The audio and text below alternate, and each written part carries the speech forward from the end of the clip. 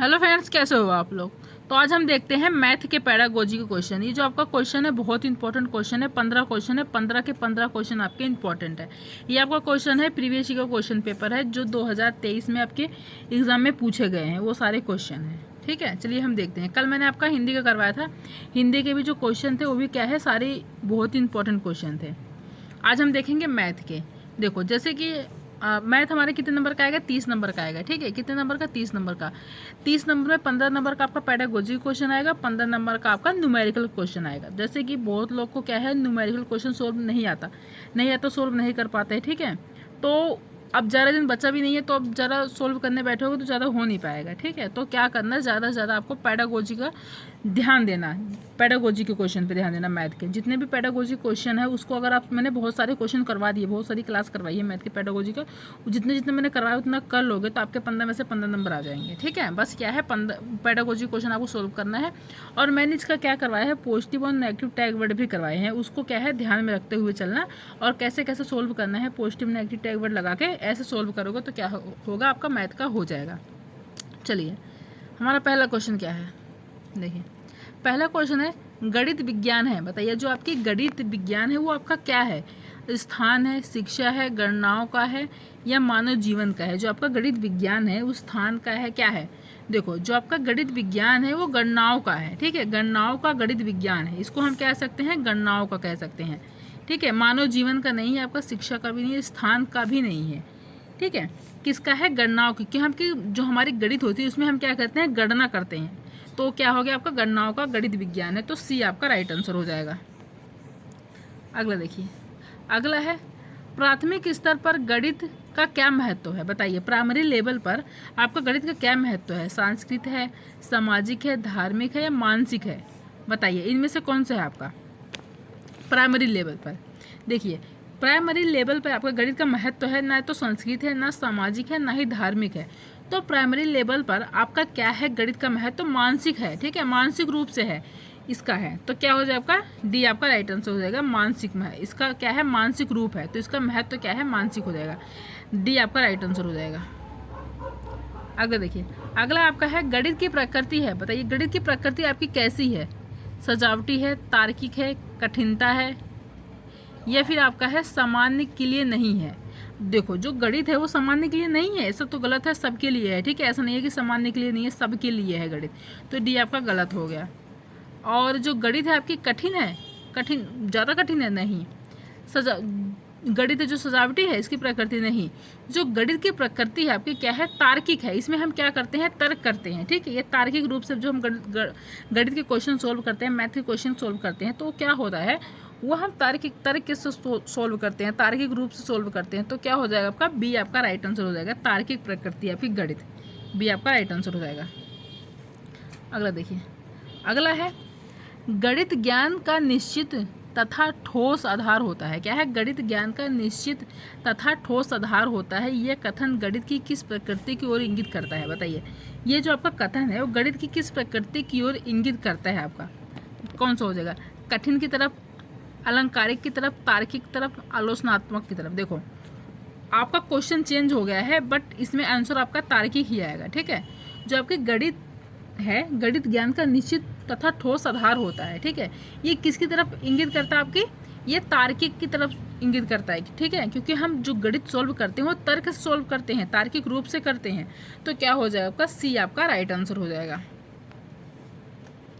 अगला देखिए, अगला है आपका सामान्यतः गणित सीखना कठिन है क्योंकि। सब लोग क्या कहते हैं, सामान्यतः गणित सीखना कठिन है क्योंकि आपका क्या है, इसकी प्रकृति मूलतः अमूर्त है। इसकी जो प्रकृति वो मूलतः अमूर्त है। हाँ, इसकी जो प्रकृति यही आपका क्या हो जाएगा, राइट आंसर हो जाएगा। ठीक है, सामान्यतः गणित सीखना कठिन है क्योंकि क्या है, इसकी जो प्रकृति है वो जो मूलतः क्या है, अमूर्त है। ठीक है, क्या है, मूलतः अमूर्त है, तो फर्स्ट इसका राइट आंसर हो जाएगा। बच्चे इसे पढ़ना नहीं चाहते, गलत है। ये ऐसा नहीं है कि बच्चे इसे पढ़ना नहीं चाहते, बच्चे इसे पढ़ना चाहते हैं। शिक्षण पद्धति त्रुटिपूर्ण है। क्या है, त्रुटिपूर्ण है, नहीं, गलत है। गणित के अच्छे शिक्षक उपलब्ध नहीं है। क्या है, जो गणित के टीचर है वो अच्छे नहीं होते, उपलब्ध नहीं करवाए, नहीं, गलत है। ये भी आपका क्या है, गलत है। तो आपका क्या हो जाएगा, देखो इसमें नेगेटिव देखने को मिल रहा है। ठीक है, नेगेटिव पॉजिटिव आप पता लगा सकते हो। कैसे, बच्चे इसे पढ़ना नहीं चाहते, आपका नेगेटिव है। क्यों, बच्चे क्यों नहीं पढ़ना चाहते, चाहते हैं। शिक्षण जो पद्धति आपकी त्रुटिपूर्ण है, नहीं, ये भी नहीं है, गलत है, आपका नेगेटिव आ गया। गणित के अच्छे शिक्षक क्यों नहीं उपलब्ध है? हर एक सब्जेक्ट के अच्छे शिक्षक उपलब्ध है, ठीक है, तो गलत हो गया। तो क्या है इसकी प्रकृति जो क्या है वो मूलतः अमूर्त है, तो ए क्या हो जाएगा? आपका राइट आंसर हो जाएगा। अगला देखिए, अगला आपका है,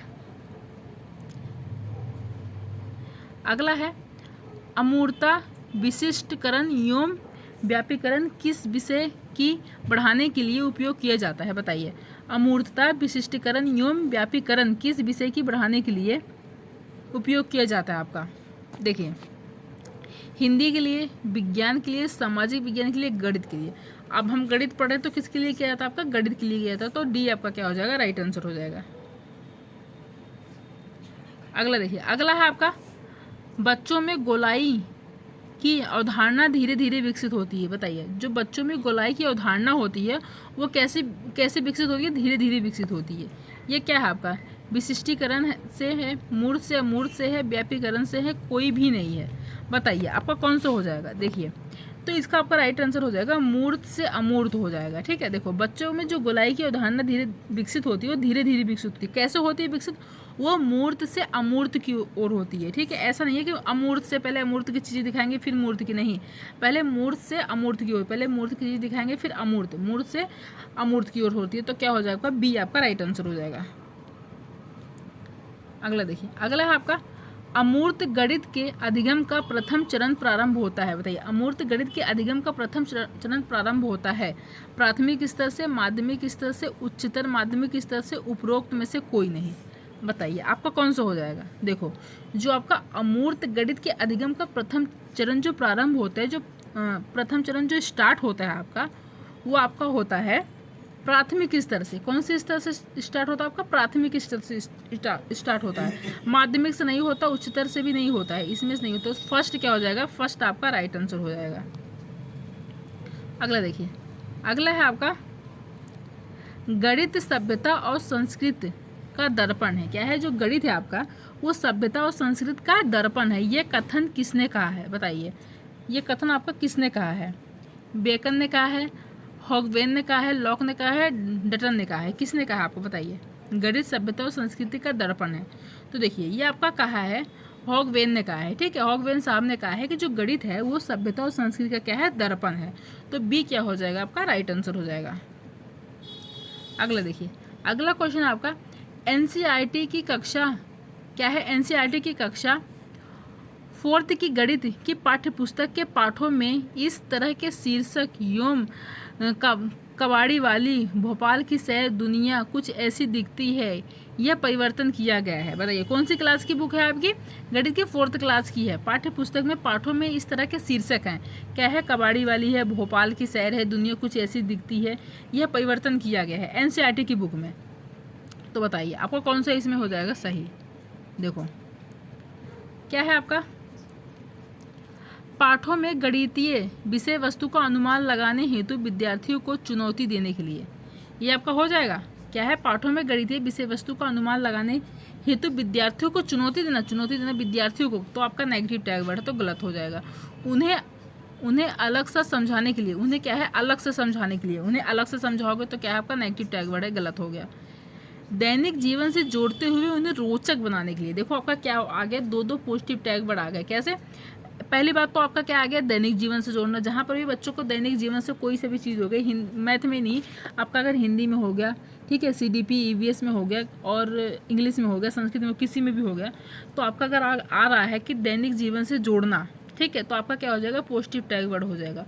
और दूसरा क्या आ गया? रोचक बनाना। जितना हम रोचक बनाएंगे उतना बच्चा क्या है? ज़्यादा से ज़्यादा सीखेगा।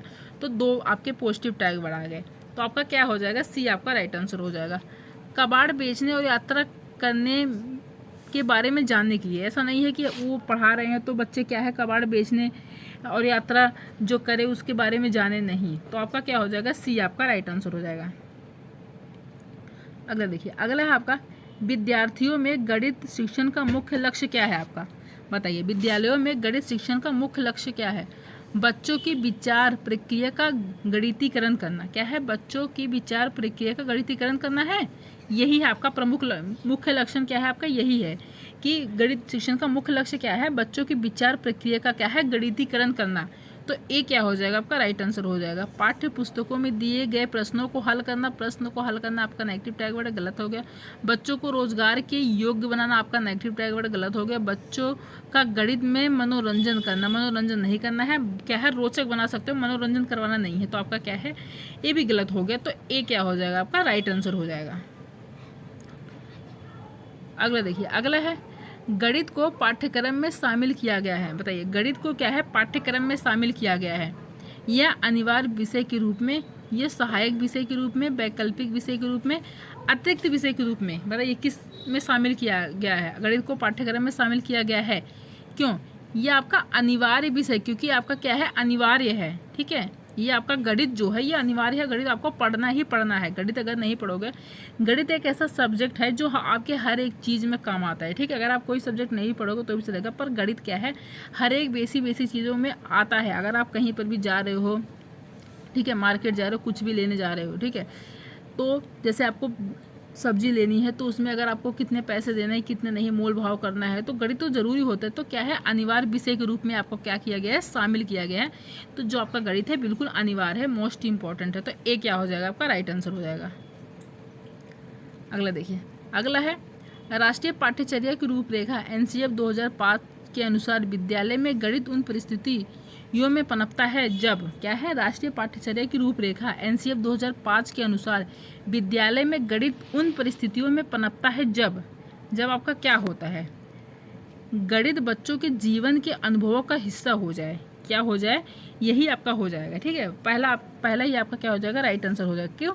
जब क्या होता है, जो देखो क्या है एनसीएफ 2005 के अनुसार विद्यालय में गणित उन परिस्थितियों में पनपता है जब क्या हो गणित बच्चों के जीवन के अनुभवों का हिस्सा बन जाए। किसका हिस्सा बन जाए बच्चों के जीवन के अनुभवों का हिस्सा। अनुभवों का हिस्सा क्या बन जाए, गणित बन जाए। जब गणित अनुभवों का हिस्सा बन जाएगा बच्चों का, तो क्या हो जाएगा इंपॉर्टेंट हो जाएगा। तो पहला क्या हो जाएगा आपका राइट आंसर हो जाएगा ए।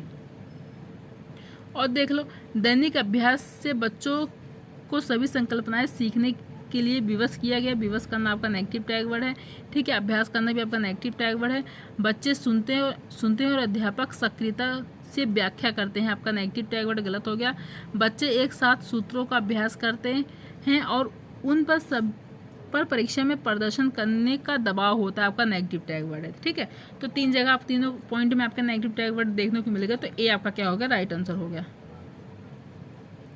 अगला देखिए, अगला है राष्ट्रीय पाठ्यचर्या की रूपरेखा 2005 अधिगम के रचनावादी उपागम पर बल देती है क्योंकि वह पर केंद्रित होती है। किस पर केंद्रित होती है आपकी, देखो राष्ट्रीय पाठ्यचर्या की रूपरेखा 2005, ठीक है, एनसीएफ 2005 के अनुसार क्या है अधिगम के रचनावादी उपागम पर बल देती है क्योंकि वह किस पर केंद्रित है आपका परिभाषा और सूत्रों को याद करना। आपका नेगेटिव टैग वर्ड है, गलत हो गया।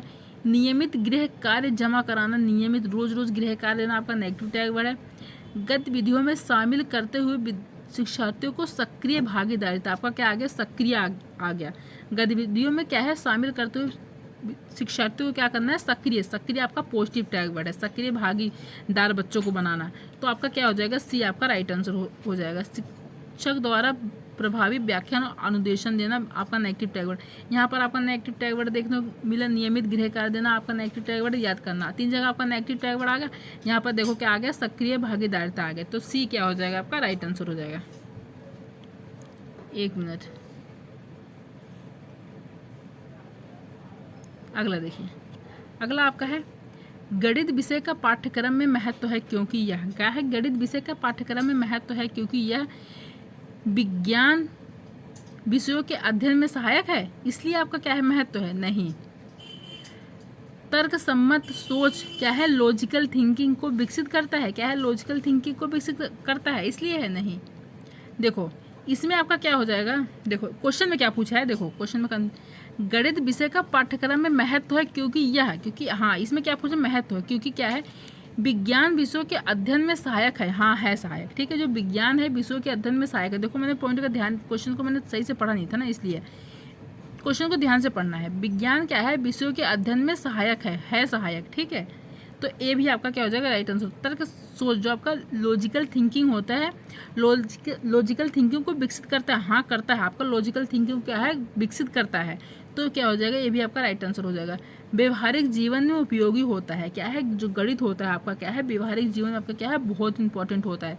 तो विषयों के अध्ययन में सहायक करता है, लॉजिकल थिंकिंग को विकसित करता है, तार्किक और व्यवहारिक जीवन में आपका उपयोगी होता है। ये तीनों ही क्या हो जाएगा